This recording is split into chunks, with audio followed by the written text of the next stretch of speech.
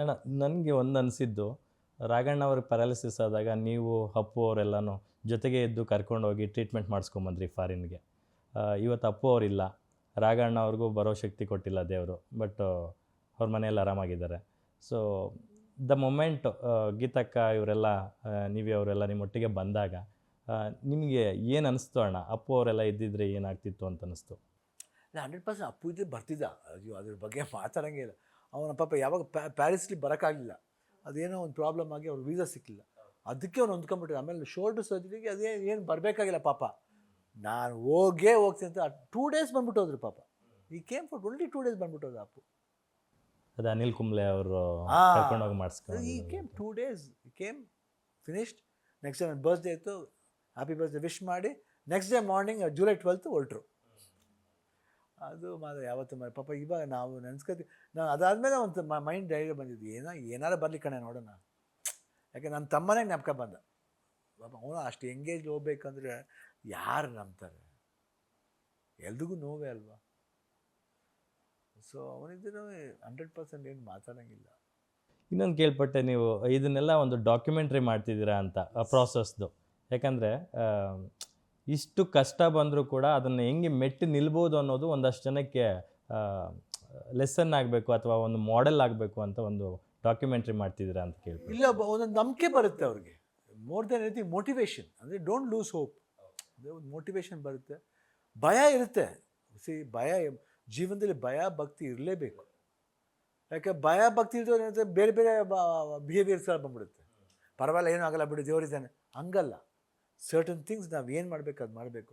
ನಾವು ಅನ್ಕೋತೀವಿ, ಪರ್ಲಾಕಂಡು ಟ್ರೈ ಮಾಡ್ಬಿಡೋಣ ಬಿಡಿ, ಏನು ಇವಾಗ ಅದು ಅದೆಲ್ಲ ಹಾಗೆ ಹಿಂಗೆ ಆಗಿದ್ದು ನನಗೆ ಅಂತ ಅನಿಸುತ್ತೆ. ಇವಾಗ ಅನಿಸುತ್ತೆ, ಯಾಕೆ ನಾನು ನೆಗ್ಲೆಕ್ಟ್ ಮಾಡಿಬಿಟ್ಟೆ, ನಾನು ತುತ್ತೇರಿ ಇಷ್ಟೊಂದು ಇವಾಗ ಫೀಲ್ ಆಗ್ತಾ ಇದೆ.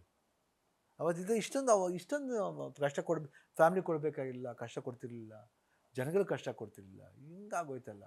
ಸರಿ, ಅದು ಆಯಿತು, ಇವಾಗ ಬಂದುಬಿಟ್ಟಿದ್ವಿ. ಬಟ್ ಆ ಫೀಲ್ ಬರಬೇಕು. ವೈ ದಿಸ್ ಡಾಕ್ಯುಮೆಂಟ್ರಿ ಅಂದರೆ, ಇಟ್ ಈಸ್ ನಾಟ್ ದಟ್ ನಾನು ಏನೋ ಏನೂ ಸಾಧಿಸಿಲ್ಲ. ಸಾಧನೆ ಮಾಡೋಕ್ಕೆ ಎಲ್ಲರೂ ಸಹಾಯ ಮಾಡಿದ್ದಾರೆ, ನಾನು ಒಬ್ಬನೇ ಸಾಧನೆ ಮಾಡಿಲ್ಲ. ಅದು ಸೊ ದಿಸ್ ಒನ್ ಅವ್ರಿಗೊಂದು hope. It is nothing, it is possible.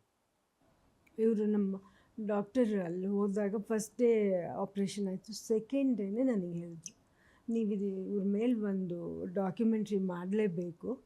And ಅದರಿಂದ ತುಂಬ ಜನ ಇನ್ಸ್ಪೈರ್ ಆಗ್ತಾರೆ, ಬಂದಿದ್ದನ್ನು ಹೆಂಗೆ ಎದುರಿಸ್ಬೇಕು ಅಂತ ಹೇಳ್ಬಿಟ್ಟು ಅವ್ರ ಮನಸ್ಸಿಗೆ ಬರುತ್ತೆ ಅಂತ ನನಗೆ ಹೇಳಿದ್ರು.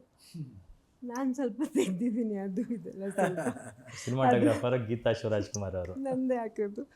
ಅದರಲ್ಲಿ ಅರ್ಥ ಹೆಂಗೋ ತೆಗೆದೆ, ಅದು ಚೆನ್ನಾಗಿ ಬಂದಿದೆ. ಒಂದು 4-5 ಇಂಟರ್ವ್ಯೂಸ್ ತೊಗೊಂಡೆ ಅವ್ರ ಹತ್ರ, ಆ ಥರ. ಸ್ವಲ್ಪ ಆಮೇಲೆ ವಾಕಿಂಗ್ ಮಾಡೋದು ಮತ್ತಿನ್ನೇನೂ ಇರಲಿಲ್ಲ ಅಲ್ಲಿ ತೆಗಿಯೋಕ್ಕೆ. ಅವರು ನರ್ಸಸ್ಸು ಅವರೆಲ್ಲ ಇಟ್ಕೊಂಡಿರ್ತಾರಲ್ಲ, ಅದೆಲ್ಲ 1-2-3 ತೆಗೆದ್ವಿ. ಆಮೇಲೆ ಡಾಕ್ಟ್ರ್ ಹೇಳಿದ್ರು, you should talk about it, ಜನರಿಗೆ ಗೊತ್ತಾಗಬೇಕು ಈ ಟ್ರೀಟ್ಮೆಂಟ್ ಇಲ್ಲಿದೆ, ವಾಟ್ ಕ್ಯಾನ್ ಬಿ ಡನ್, ಏನೂ ಆಗಲ್ಲ ಅಂತ ಕೂತ್ಕೊಂಡ್ಬಿಡ್ಬಾರ್ದು ಅಂತ ಹೇಳಿದ್ರು. So that was the decision we took. And ಡೈರೆಕ್ಟರ್ನ ಫಿಕ್ಸ್ ಮಾಡ್ತಾಯಿದ್ದೀವಿ. ಶಿವಣ್ಣ, ಆಯಿತು, ಈಗೆಲ್ಲ ಒಂದು ದೊಡ್ಡ ಫೇಸ್ ಮುಕ್ತಾಯ ಮಾಡಿದ್ದೀರ ನೀವು. It's absolutely rebirth of Shivanna, second phase of Shivanna. ಅದನ್ನೆಲ್ಲ ಒಂದು ಕ್ಷಣ ನೆನೆಸ್ಕೊಂಡ್ರೆ ಏನು ನೆನಪಾಗುತ್ತೆ ಶಿವಣ್ಣ?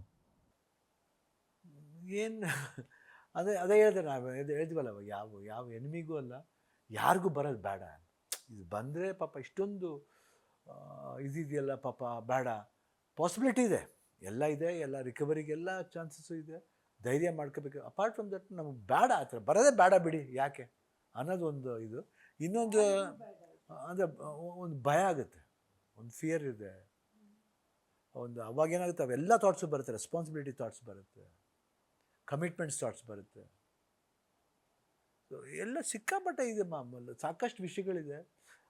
ವಿ ನೋ ಅಂದರೆ ಇದರಲ್ಲಿಂದ ಏನು ಗೊತ್ತಾಯ್ತು ಅಂದರೆ, ಕೆಟ್ಟದನ್ನು ಅವಾಯ್ಡ್ ಮಾಡೋದು ಒಳ್ಳೆಯದು ಅನ್ನೋದು. Let's be positive. Just B positive. What we should have, enjoy ಮಾಡಬೇಕು, ಬಟ್ ಎಂಜಾಯ್ಮೆಂಟ್ ನಮ್ಮನ್ನ ಎಂಜಾಯ್ ಮಾಡಬಾರ್ದು ಅಷ್ಟೇ. ಅವಾಗ ಇದೆಲ್ಲ ಫೇಸಸ್ ಬರುತ್ತೆ. ಗ್ಯಾರಂಟಿ ನ್ಯೂಸ್, ಸುದ್ದಿ ಖಚಿತ, ನ್ಯಾಯ ನಿಶ್ಚಿತ.